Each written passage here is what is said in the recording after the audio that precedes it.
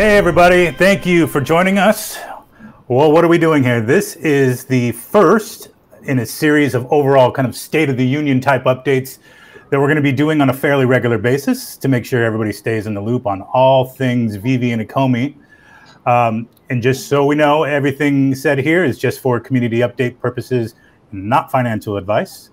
That said, I'm Alex G., Head of Marketing here at VeVe, and I'm joined today by co-founder and COO Dan Crothers and co-founder CEO Mr. David Yu. How are you guys doing today?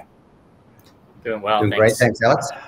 I feel like I haven't seen you in a while, even though I do pretty much talk to you every day, but the community hasn't seen you in quite some time. So very excited to get these old school kind of video updates, I think we've done before my time here, back into circulation. So really excited to get through a bunch of things today. I'd mentioned on Twitter that it has now become another one of my adjective memes, that it was going to be a meaty update. And so that is in the new spicy, apparently. So, you know, shame on me for using adjectives.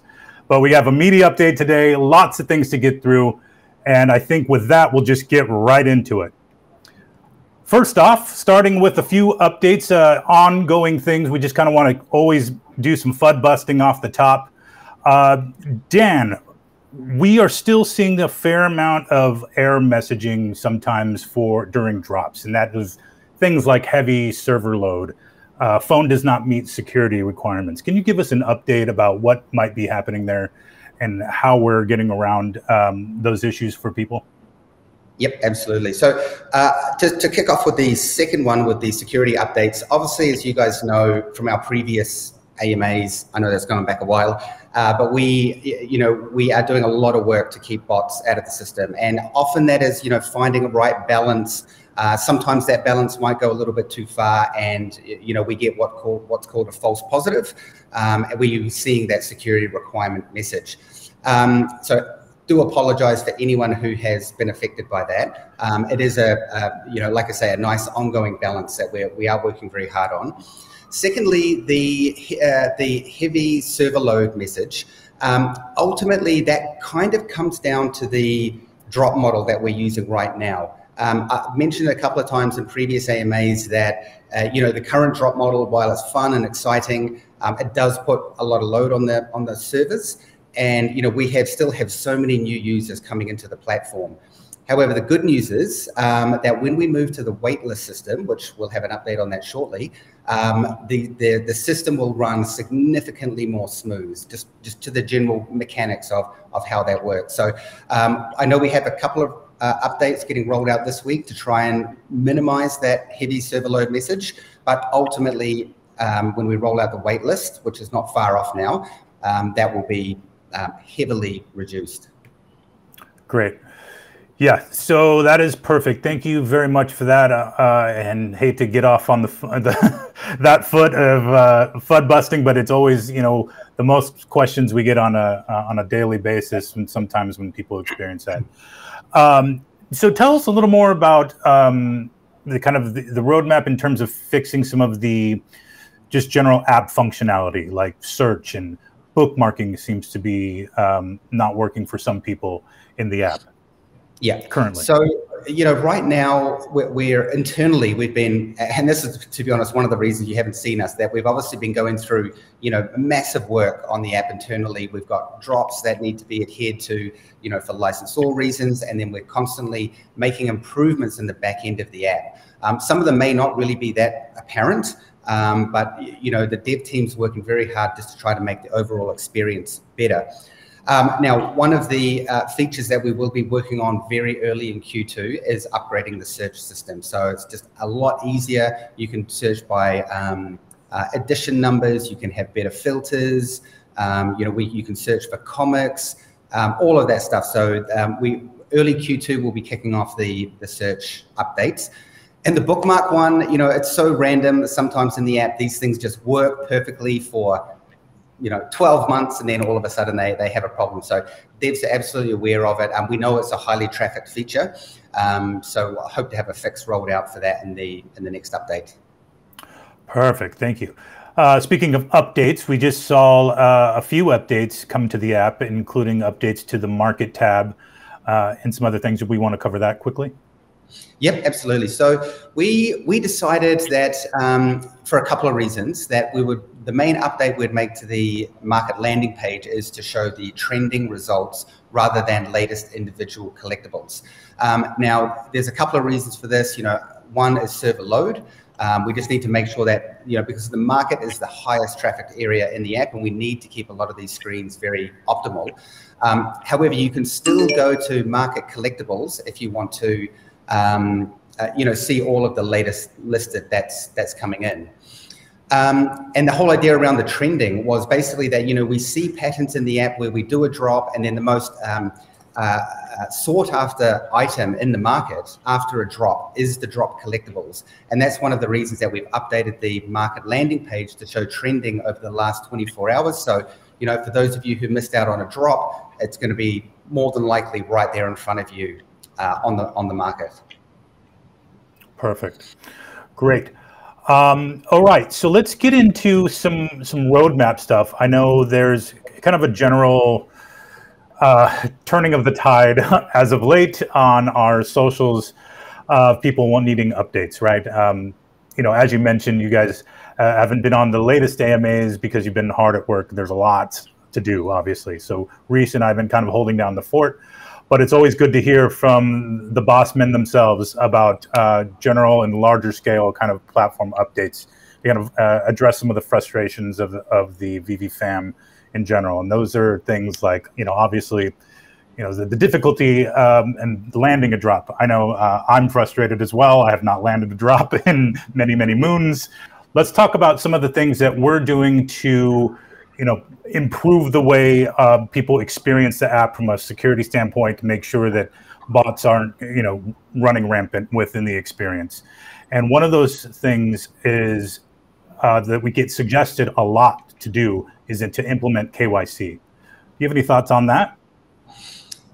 Definitely. From our perspective, we will absolutely be introducing KYC into the app. I mean, ultimately, we want to make sure the experience for all of our users is fair and democratic, and we also want to make sure that we're doing everything we can to remove these nefarious actors from the platform.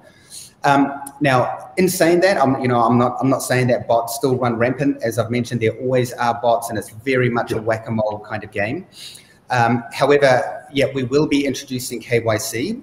Right now, the laws here in New Zealand around KYC are very strict, as in New Zealand has actually put a line in the sand to say that we want to be the hardest country in the world to launder money. So that's very good in the sense of protecting our users and improving the experience, but it also means there's a lot of compliance on our side that we need to do, especially in this new age of digital assets where things are still a bit sort of fuzzy to some degree. Yeah. So KYC will be rolled out. Basically, the way it'll work is that onboarding users will need to KYC at some point during the onboarding, and any existing users will, when the KYC is rolled out, they will be prompted to KYC when they next log into the app. Now, don't worry, we're going to give you guys plenty of warning on when this needs to happen and the whole general sort of process. But really looking forward to getting this feature rolled out because it's going to improve the overall experience within the product.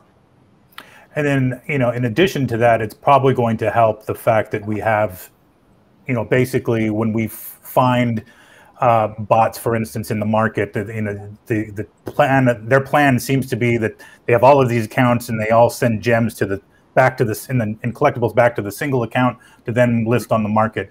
But the KYC will actually help that in some regard. Is that correct? Significantly. I mean, ultimately, as part of the KYC and the anti-money laundering compliance here in New Zealand, there are a few updates that we will actually need to make on the app in order to comply and also to help combat the points like Alex just mentioned. So one of the first features that will be updated within the next week, I believe, is the removal of gem transfers. So under KYC laws, under AML laws, technically they are assets and they can't be moved around between different users. And the other big upside is, as Alex mentioned, we see the bot patterns of what they do. buying gems, distributing them. So removing that feature alone is really going to, significantly hurt the bots in terms of their current practices. Wow, that's great news. I think the community will definitely be glad to hear that. Perfect. Okay, let's move on then to, we talked about the gems transfer removal. Let's talk about then the other hot topic of every day, and that is payout /MTL/cash out. Where are we at with beta testing? Yeah, so we are still in live beta test at the moment. We have our group of beta users. Now, as I mentioned earlier, this New Zealand compliance law is something that's been upgraded fairly recently, and that ultimately is what's caused a bit of delays on our side. So things like, we have auditors going through everything that we're doing, and that's where they're picking up things like you need to move gem transfers before we can start really rolling out these features. So ultimately, the tech is there, we're ready to go. We're just down to these final things with compliance. We really have been there for a while, but it is just these, the laws in New Zealand here, which ultimately are a good thing, even though they're causing us a little bit of extra work at the moment. Yeah, I feel that. Say that, we are absolutely aware that, payout is a feature that everyone wants. And yeah, we're not resting on our laurels on it. We are very in touch with what the community is saying and what they want. So please be rest assured that we are working hard to get this feature rolled out for everyone. Right, thank you. Yeah, I think it's also worth noting that there's completely different teams working on implementing the KYC and the MTL than there are people who kind of implement the drops. So when people suggest that we stop drops and focus on MTL, it's just really two different things. And we are, after all, a collectibles app, so we want to enable collecting. So stopping the drop wouldn't speed up really anything. Right. Okay, so let's talk about then, kind of the rollout as we mentioned. There have been delays since when we first started mentioning this on Twitter, and people love to refer us back to those early tweets that say, "Hey, we should be good to go in 2 weeks," as with many things. But at the end of the day, we have tried to do our best to keep everybody updated in terms of the goalposts moving, so to speak. I think I've said in the way I've kind of put it in the past. So thank you for shedding some more light on that. But I think the overall kind of KYC portion of this is going to have far-reaching implications across the app, and I think it's just going to be a positive thing for the community and the ecosystem as a whole. So let's then move to as we continue to move live beta testers in. Let's talk about the fee structure, which seemed to be also a hot topic as we put that article out now several weeks ago. David, can you tell us a little bit about how that all works and why the 10%, et cetera? Yeah, thanks for bringing that up.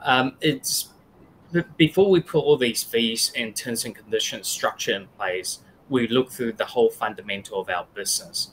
And as every user acknowledged is that right now, our payment mechanism and platform of payment are through the Apple Pay, which collected by the Apple App Store, as well as the Google Play Store, which is the Android payment mechanism.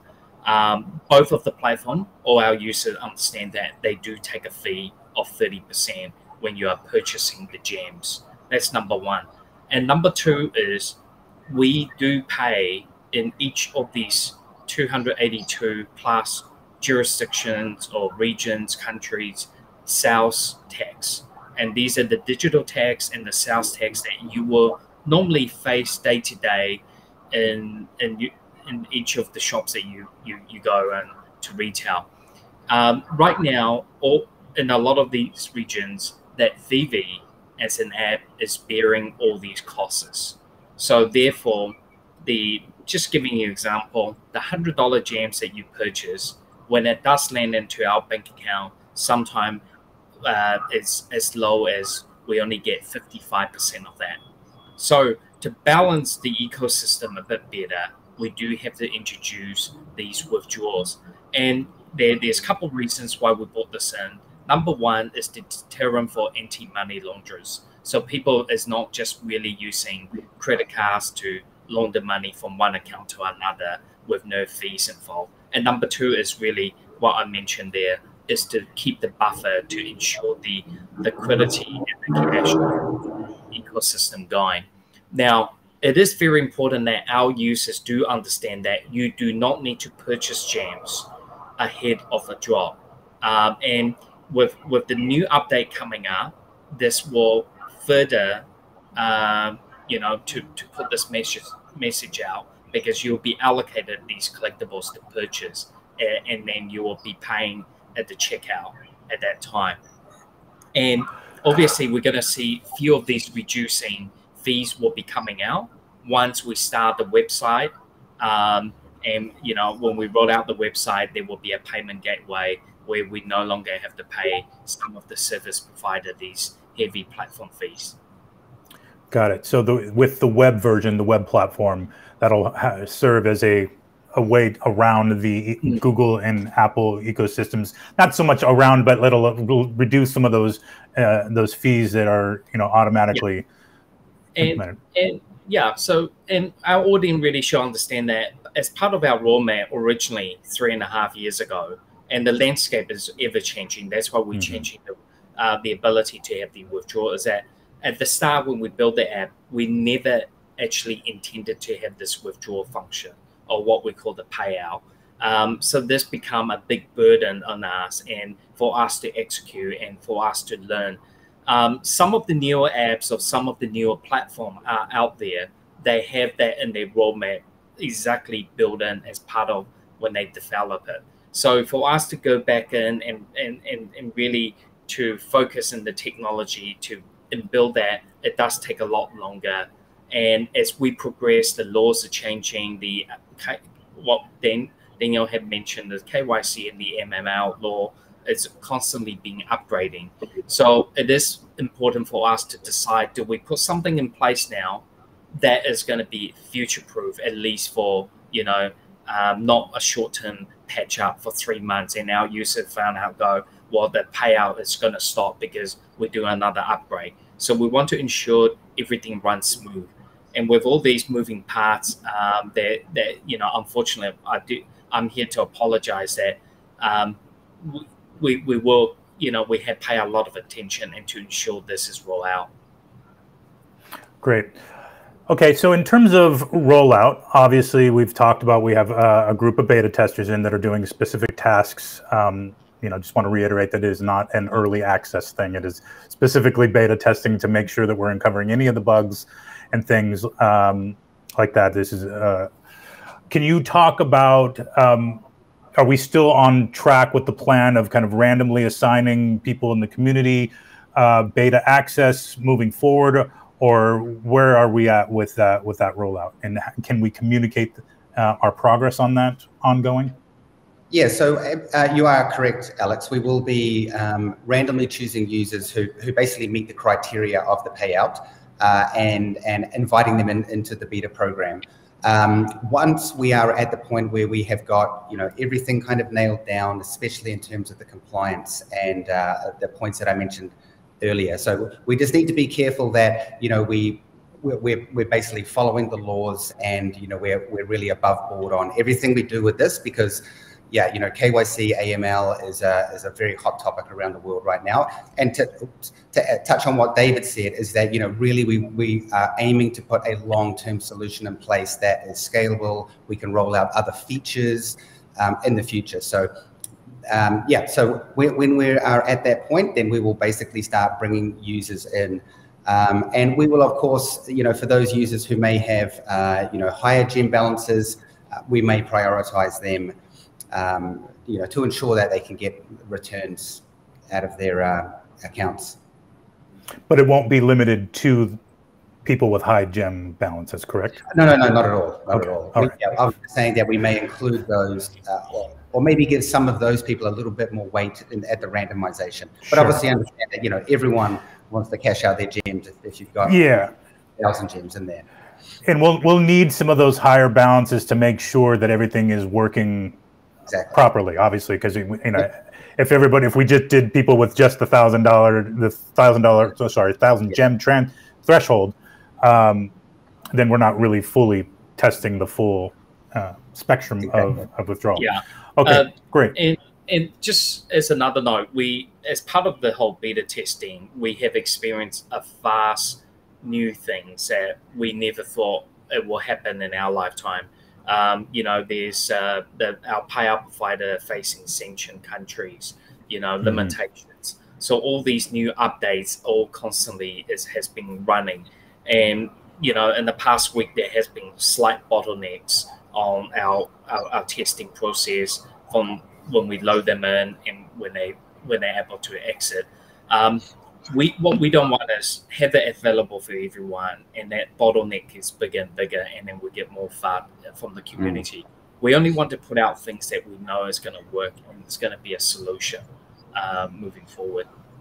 Yeah, and also to add to that, really what we're rolling out immediately is the global solution. And, we could choose specific region to roll out. That is significantly easier than, rolling something out on a global platform. So that's why we say, we just want to get a very solid solution that serves all of our customers worldwide and get that out. But also to, what Dave mentioned earlier, we do apologize for the delays, and we know that it is something, very much that the community wants, and we are working very hard to get it across the line.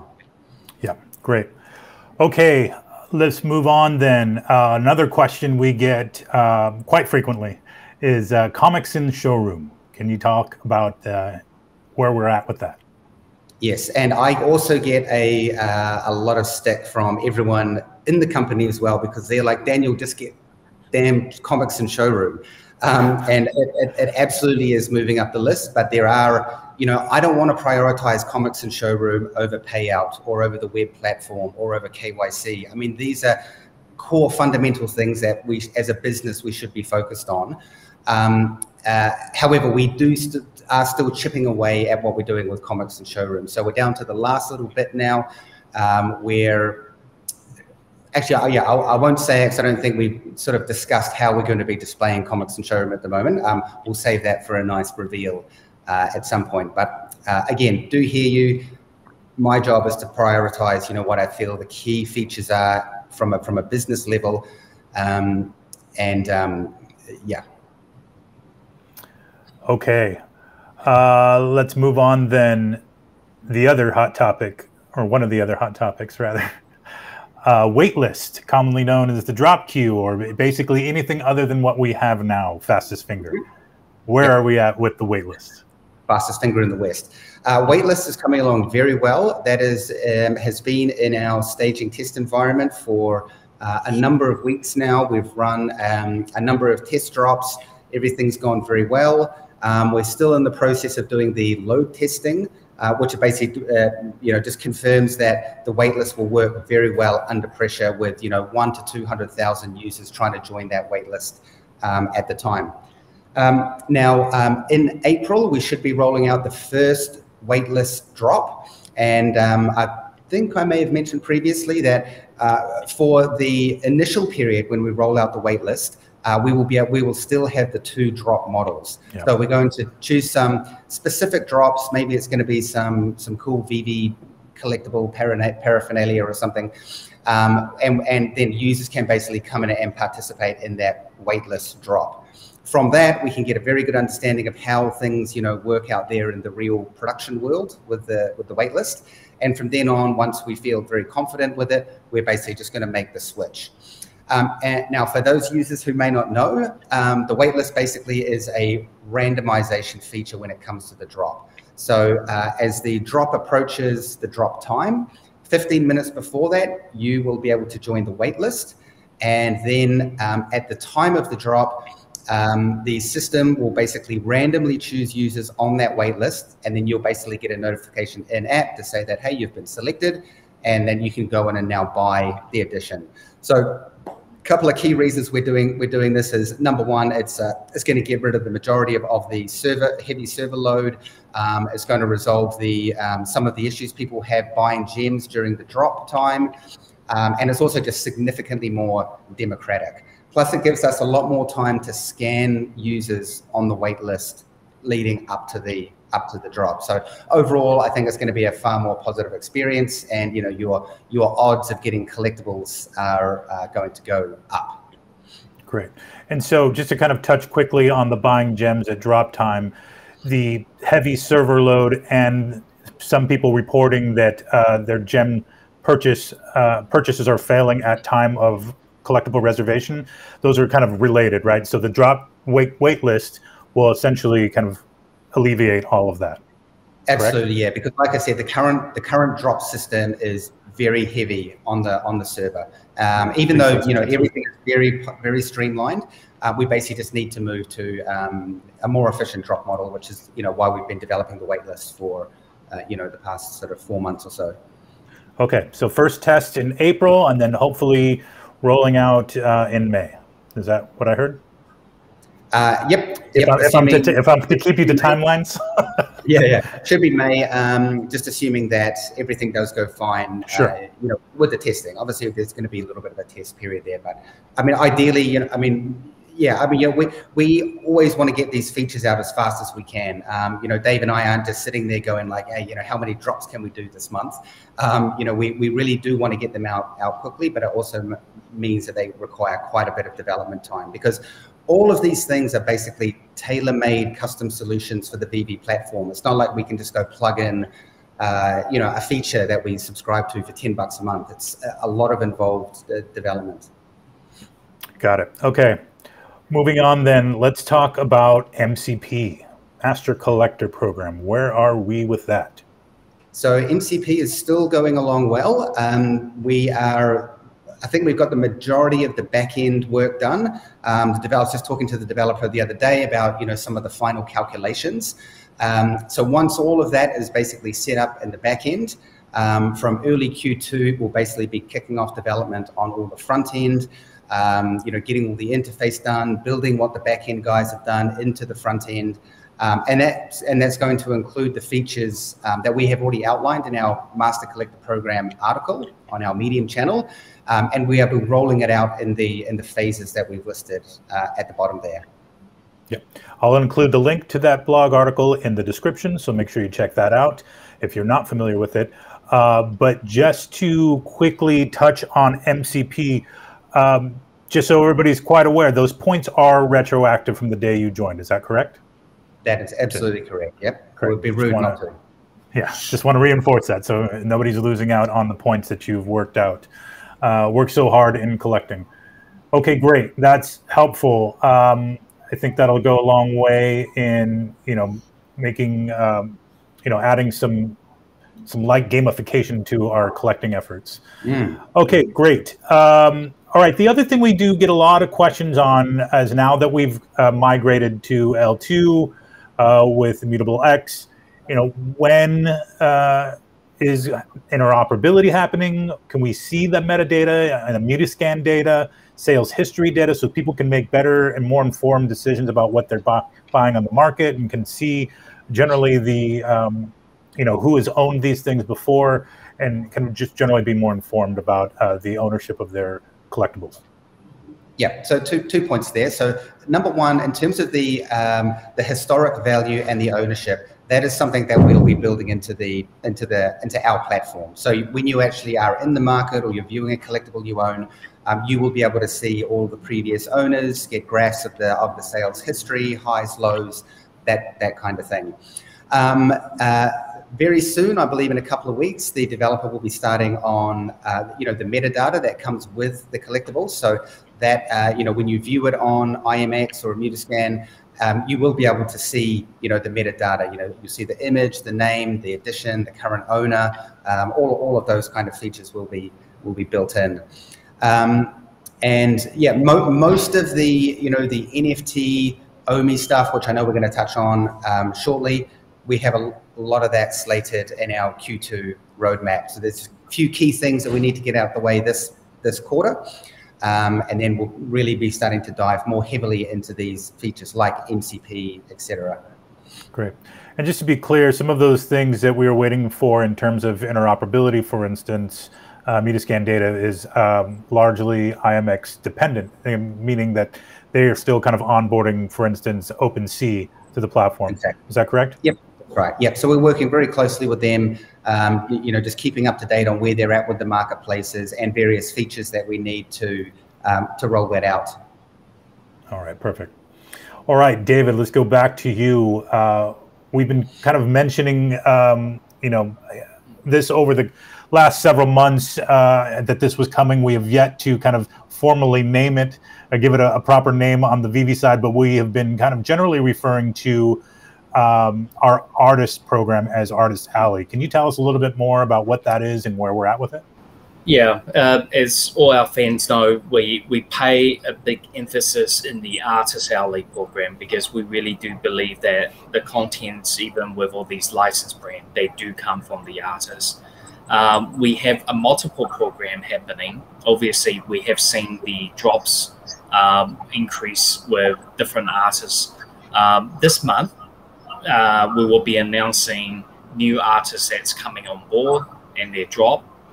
We are going to also be rolling out a new product category, all brand new category that will be featured and focused on about a lower edition runs. And this will be coming out hopefully with the website interface coming out with a new way for our user to be participating in the auction process for these.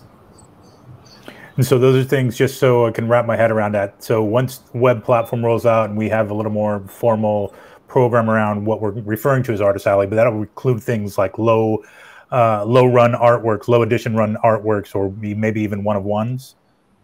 Yeah, you can pretty much I think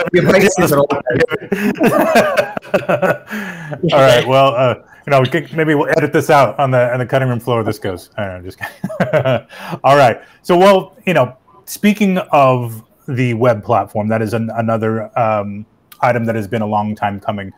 Dan, I believe maybe you have a little something for us today. Great. So yeah, very, very excited to launch the web platform. What I'm going to run you through today is a bit of a demo of how it all works. And as I've discussed in the past, really this is just a web interface to the app and the product that you're using now. So you can expect all of the same functionality, but the advantage of the web platform is that there will be additional features that we will be rolling out that'll be web only. And in addition to that, we've really spent a bit of time improving areas like how the market works, the way you can view your collectible listings, what you're bidding on, what you're selling, what you're buying, just to provide a little bit more clarity to our users who do use the market. So starting off, as you can see across the top, we've got all the same main sections or categories that you see in the app, from store all the way through to profile.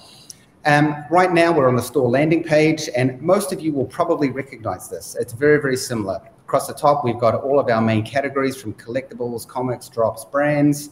As we come down the page, we see all of our most recent drops, our most recent collectibles, comics, etc. So there's not going to be a huge learning curve to use the web platform. In fact, we've modeled it very closely after what everyone is used to.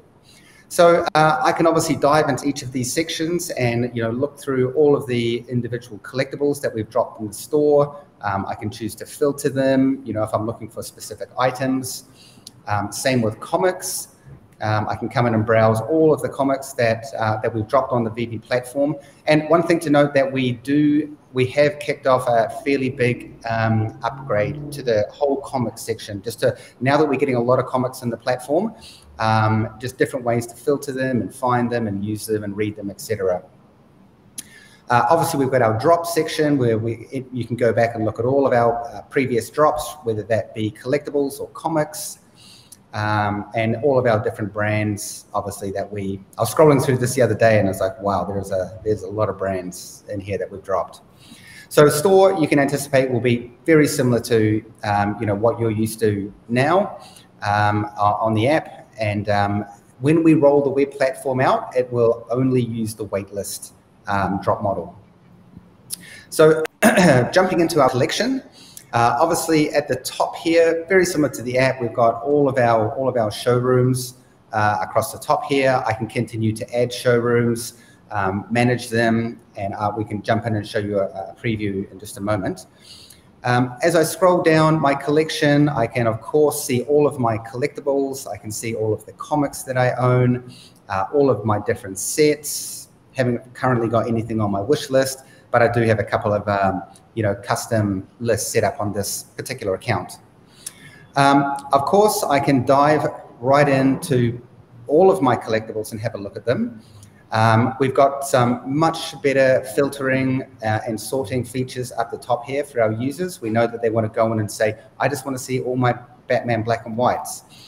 Another feature that we're rolling out for both comics and my collectibles is the estimated value. And we can see up here this estimated value of this particular account collection. Please note this is a test one, so right. I wish it was 4.1 million, but I was going to say. Holy mackerel. Now, the estimated value is basically does an automatic calculation based on the floor price of each collectible you own, and then it will essentially update that a number of times per day, so you can really get clarity over what the total value of your collection is worth. And then we'll be expanding that feature in the future to again have your highs, lows, and your general sort of graph over time. Obviously, we can also dive into the comics that we own. So I can click on any comic, view all of the details. Because I own this one, I can choose to sell it. I can sell it as a fixed price, or I can sell it as an auction. And of course, we have the transfer feature for users that want to transfer them to others. And yeah, we'll jump back to the showroom in a moment. The feed I won't show you just yet. We're doing a few final little updates on that one. So I'm just going to jump straight to the market. Again, we've got the same trending feature that we have rolled out on the app. And you'll see on a lot of the collectibles, we're now using this little color code system down the bottom here. Some of which you may have seen already in the app, but just to provide that little bit of extra clarity on exactly what rarity the particular collectible is. Now, of course, like the app, I can go in and I can browse all of the collectibles. By default, this section will be filtered by date listed. So, if you are wanting to look at what's coming up, you can basically just refresh the screen. And of course, you can filter by all your brands and rarities, etc. Same deal for comics. I believe we've got one more filter to add up here, so you can filter by series if you're wanting to, finish your collection of all the amazing Spider-Man or Captain America. Under my bids, again, we've broken this down to be a little bit easier to use because this is a test account. Obviously, I'm not bidding on anything at the moment, but we could go in and have a look at, say, all the collectibles that I'd lost bids on in the past, and why I lost, how many bids there were, all the particular collectibles that could have been that I've won, and then of course, when I come into this section, it'll have all of my open bids listed here right on the screen with a big Pay Now button and very specific instructions, if you need to take action on one of your auctions. Same deal with My Listings. We can come in here. We see we've got a Mooka for sale here with this test account. I can very easily add a listing. And in this particular case, I can choose to sell either a collectible or a comic. And so let's just say, let's go sell a common here. I can choose, of course, to sell it as a fixed price or an auction. I can enter the value, and then I could move ahead and click continue to list that in the market. And of course, we've included here the floor price of this particular comic, so you can actually get an understanding before you sell it, really what the lowest floor price is. But just remember that that's, if you have a good addition, that may influence that. So of course, we always recommend you do your own research when listing your items. And then of course, you can browse by brand, etc. So really, we're just wanting to make sure that the web platform is very much in line with what we've got in the app. And really, myself and the team have been using this fairly significantly over the past couple of months, and it is so much easier to use than the app. I'm not saying the app, there's anything wrong with the app, but when you're sitting at a computer like me all day, and probably like a lot of you guys, being able to use the web platform just really makes the experience, I guess, feel not quite so claustrophobic. So really excited about rolling that out, and then all the additional features we have coming. And if I'm not mistaken, for those who have Omi in their Omi wallet, that will also be reflected in the web platform as well, as opposed to having to go to the separate web wallet. Correct. Actually, I didn't show the profile section, but yeah, you have full control over all of your wallets exactly in the same way. And eventually everything that is in the web wallet now, which is omi.veve.me, all of that will be migrated and integrated into the web platform. And that will become the one web platform that we use for all of our features, browser-based features moving forward. All right, so awesome. That looks fantastic. I'm really excited for that. Let's move on to just a few announcements as we kind of get towards the Ecomi Omi side of things. But just to wrap up on the VeVe side, David, can you tell us a little bit more about how the Ukraine refugee relief effort went with the Ron English drops? Yeah, thank you. And thanks for all the fans who participate on this remarkable event that we came together in such a short space of time to do this relief effort. The total amount of money we have donated to the Red Cross New Zealand is over $782,000. And this is obviously, we have mentioned, it is taking out the Google, Apple platform fee, the sales tax, and the net revenue are to be donated. And the funds already have been distributed to where it's already needed from the phone call I had with Red Cross. And, we do have a message here from the Red Cross Secretary General addressing for our fans and our audience here. I'm so grateful to VeVe, the whole VeVe community. This is an incredibly generous contribution. It's $782,000 towards the Ukraine crisis. We know that families and communities are really suffering, and the work of the Red Cross in the Ukraine and also in neighbouring countries means that those individuals and families can be supported through what is just an extraordinarily difficult time. So to David, to VeVe and to the VeVe community, thank you so much for such an amazing way to support those in the Ukraine that need it the most. Kia ora.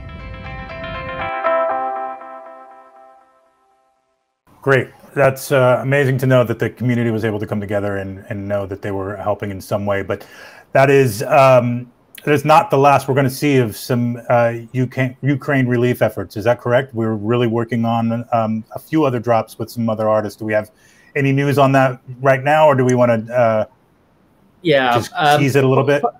Yeah, a number of artists have reached out to us, and they really this whole thing really clicks with them, emphasize they want to bring out special releases.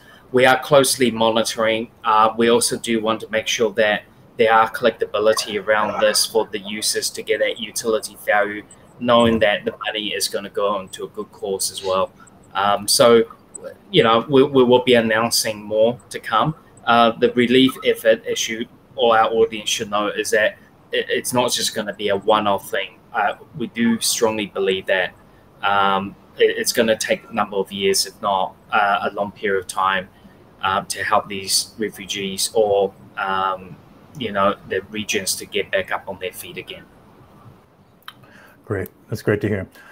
Okay, moving on. Let's talk a little bit about some new programs.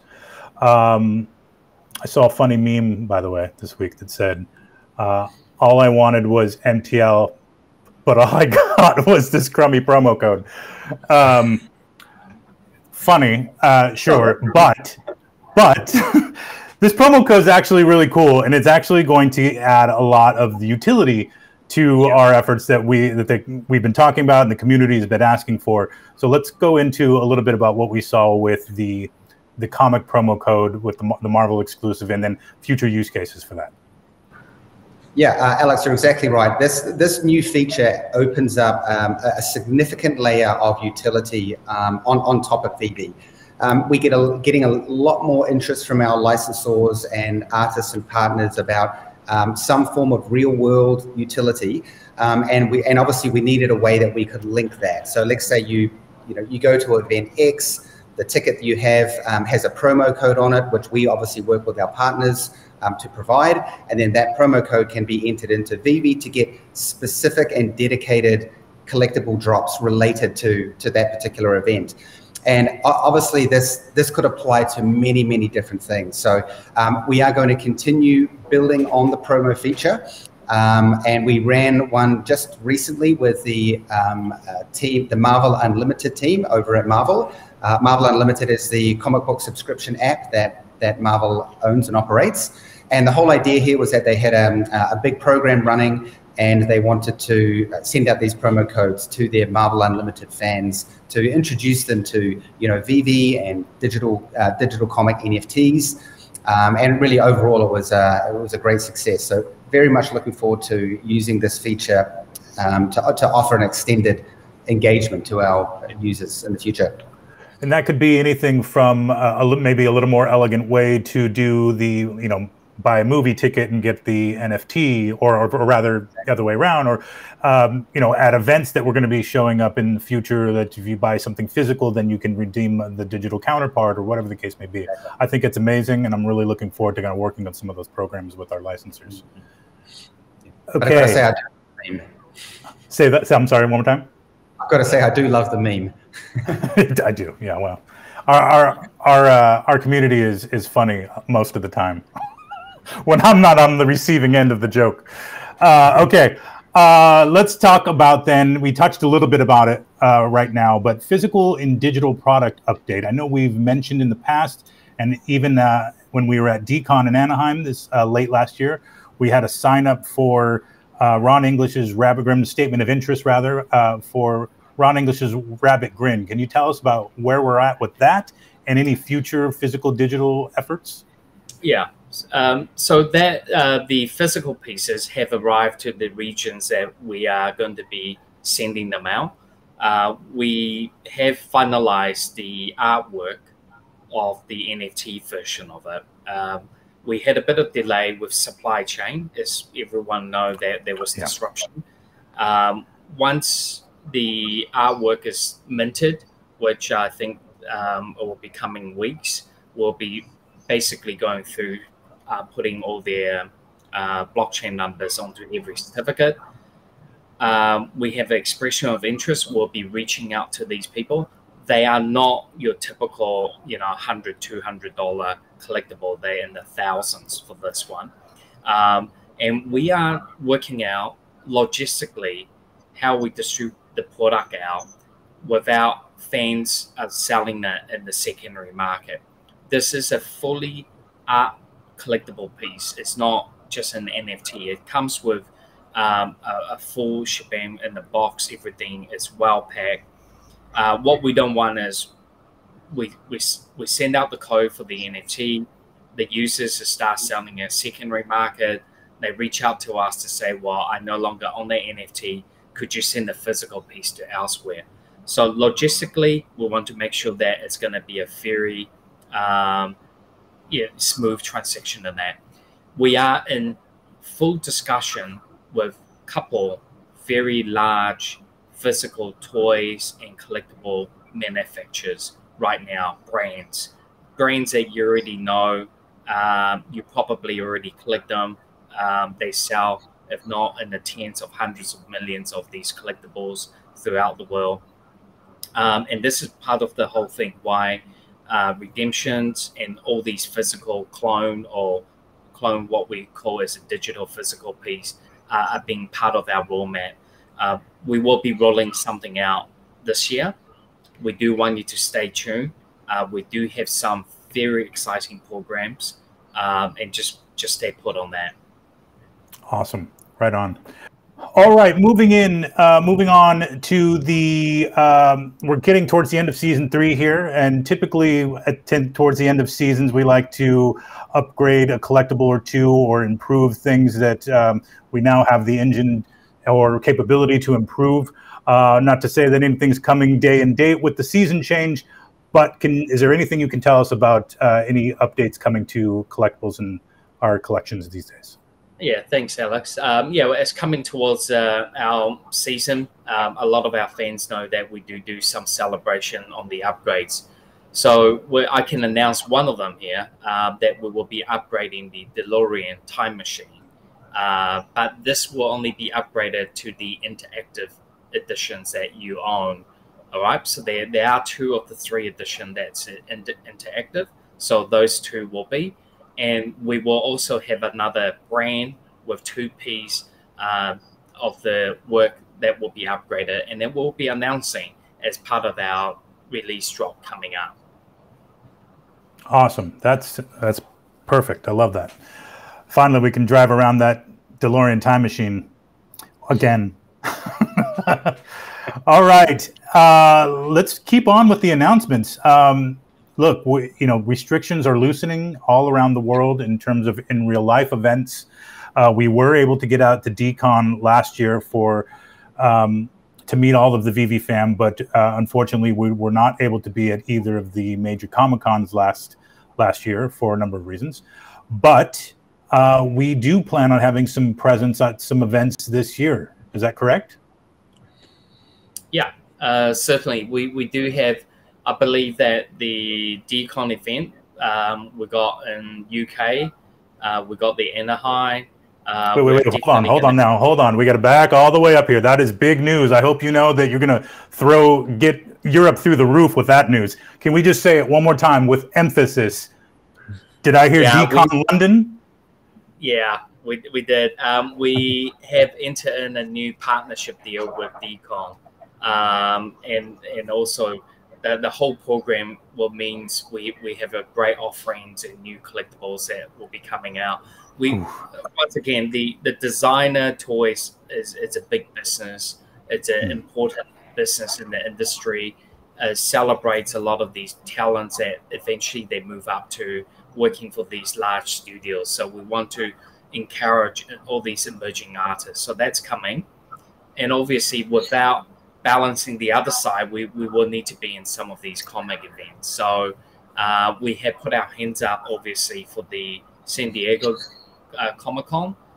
We are also looking to investigate on the New York Comic-Con. They are run by different organizations, but it's very likely we will be partnering with our licensed source with these events run in conjunction. And this is one of the reasons why it is very important that we get all these redemption codes, all these things ready, because by the time we get to that time, this thing should be running very smooth. Yeah, that'd be great. I'd maybe have some kind of that in real life utility where you possibly buy a physical item at Comic-Con and it's redeemable for the NFT counterpart. I think that's awesome. Yeah. All right. Well, I'm very excited for one. Oh, sorry. Go ahead. Yeah. Or even just giveaways, Yeah. People attending to show their face to support us. Absolutely. Yeah, I think, a T-shirt goes a long way, but a collectible. Well, I, for one, am very excited to meet our UK and Europe family at DCon London, and again, reunite with everybody who came out to DCon Anaheim. And we look forward to digging in a little more on details for possibly one, if not 2 Comic-Cons this year. So stay tuned for details on all of that. But let's go ahead and move on to Ecomi and Omi updates. Lots to cover here. So obviously this is not my side of the house. So Dan, I'm going to let you kind of run with the agenda points here. Do you want to start us out with tokenomics? Yeah, so well, how about I start? I mean, so obviously, in this quarter, we did achieve one major milestone, which is the complete migration over to immutable and layer 2. That, in itself has basically was the first step for us to really start expanding on all of the, the NFT and the Omi side of things. So Moving into Q2, one of the key focuses is to really start building out the OMI and the OUP functions that we've been discussing in previous AMAs and blogs on our Medium channel. So we are very aware of the state of play with the tokenomics, with the wallets, how they work, and this past few weeks we have been starting to dig into exactly what we can do to improve the tokenomics, to get that ecosystem to be a little bit more cohesive. As Dave mentioned earlier, there's a whole the business has changed quite a lot since we rolled out the initial tokenomics, and then obviously the past 12 months has been nuts and crazy. But now that things have settled a bit, we know where where the product direction is heading, and we very much want to start getting the OMI utility and OMI features built out into the app. That is kicked off with a review of the tokenomics and what we can do to improve that. I know there's a lot of questions around the reserve and around buybacks. All of those things we're basically addressing in this possible tokenomics update. Okay. That will also lead into the development of OUP, something that I'm also very excited about. I mean, being able to use OMI to NFT in the market, I think is going to be absolutely huge. Just that one feature alone, and we have a whole lot of other little satellite things around that that we will be developing as the down the roadmap. And that's also going to include things like the being able to participate in the drop lottery. Using your OMI to participate in the drop lottery, as well as using your OMI to buy other various things in the product as well. So, as I mentioned earlier, sorry, Dan, just for sake of clarification for the new folks, there when we talk about the drop lot or drop raffle, I believe we were calling it now. Yeah. Is that right? Okay. Yeah. So there's two of those happening, right? One as part of the Master Collector program, and one as part of the OMI utility program or OUP. And that is separate from the waitlist, correct? Well, yes. Technically, it is all part of the waitlist, right? So me as a user, I can go and join the waitlist. At that point, I have one entry in the waitlist because I've joined. Where the advantage, with the Master Collector program, the greater the level you are, the more of a Master Collector you are, you will basically get points, and then you can use those points to get additional entries into the waitlist. So rather than having one, maybe you'll have 5 or 10. And those same features get extended to OMI holders who can use OMI to basically buy additional slots in the waitlist. Perfect. Okay. All right. So we'll be addressing those tokenomics. We'll be working on the OMI utility program updates. Any updates on potential additional staking tiers? That is still one of the last things that I need to work out with the OMI utility program, which we started kicking off more of our review and discussion around that these past couple of weeks as we lead up to Q2. Where we're really going to start building out and focusing on a lot of these features. Okay, great. We just announced being listed on Bitmart. David, do you want to talk a little bit about that? Yeah, so we continue to find new partnerships where we see and it fits in our mandates. Bitmart's a great exchange. We've been talking to them for some time.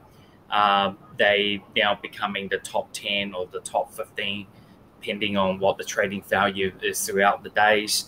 How we really want to address the token listing is to ensure that we take anything as a long-term approach as how we deal with every matter. We don't want a quick fix by listing at the biggest and greatest and have one spike. How we really see our business going forward is all about building fundamentals, building users, building holders, and active communities. We're not really wanting to build this business for individuals or one or two whales to benefit from the most. So you will see our approach continuously, not just in VeVe, but in OMI, is to ensure that there are trends, and we're going to see.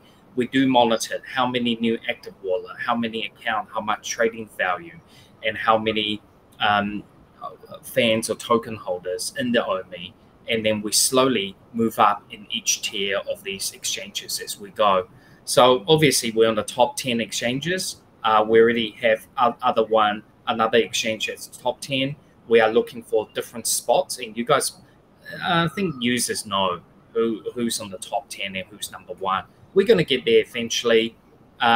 We have the way how we operate this business. We think very long term. And partnership is not just about exchange partnership. It's about other external partners in the gamifications, other utility value in OMIs, how we can get all these other partnership engaged. It's all about getting more people involved, not getting more people just making money overnight. And this is it's just doomed to be fail, and just for 1 or 2 individuals to have the gains. And I just want to address, we do hear you. We know what exchange you want. It's not like you don't tell us every other minute. We are very It's not like Uncle Jeremy's out tweeting that Binance should list us or anything. Yeah, we in contact with most of the exchange. They do talk to us, maybe not in the daily or monthly, but when we see best fit in business practice, we'll engage. So do stay put.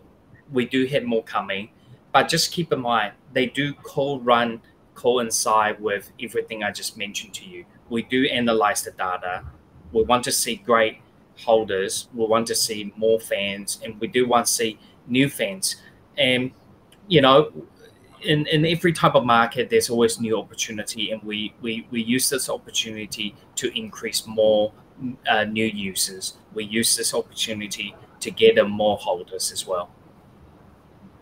Awesome. All right. Okay. So we touched on a few of these other things already, including. Let's talk about the bridge update. And I think the latest update from Reese is that we were still waiting on IMX on that as well. Is that correct? Correct. Yeah. So we're working with them to get that bridge completed on their side, which will, hopefully coincide with some of the interoperable features we'll be working on from Q2. Okay. Perfect. All right. Omi, in the app update, maybe you want to touch on this last bullet, or did we already talk about that? I think we pretty much covered that, yeah. Okay. All of the OUP, OMI utility, all getting kicked off very early Q2. All right, perfect. All right, well, gentlemen, this has been amazing. I know we've had, some time away from the fam, or you've had some time away from the fam. I'm usually, trolling people on Twitter, and I'll get better about that. I promise. I said it before, but it's always good to hear from you guys directly about what the vision for the platform is and what we're working on, and ways that we can continue to improve the entire ecosystem from VeVe to the Omi side. So let's look forward to doing this on at least a monthly basis. Make sure that we're keeping everybody abreast of all of the updates. We will work on being as transparent as we can with some of the updates. We do hear you about where we're at on certain things, be it payout or MCP, etc. So we'll work on ways to kind of publish frequent updates either in the Discord or on Twitter or our Medium blog, etc. That said, for Reese, I've been Alex G here with David Yu and Dan, our co-founders here at VeVe, and we appreciate you joining us today in this hour-long sesh. Please let us know either on Twitter in the comments down below if you have any further questions, and we'll be sure to address them in a future Twitter Spaces or Discord AMA. All right, thank you, gentlemen. Any parting words? Just like to say, once again, thank you to our audience. You have been, for the most part, patient. We discussed, we do listen to everything you say. We're, not sitting behind closed curtains. And we are just as eager to get a lot of these features out as you are. Yeah, and just last word for me. Thanks for everyone again for the Ukraine relief. It means a lot in our community, and it's a great course, and we hope, you know, everything will get better from here. And please do enjoy your collectibles and have fun with it. Yeah, absolutely. All right. Thank you, everybody. That'll do it for today, and we'll catch you next time.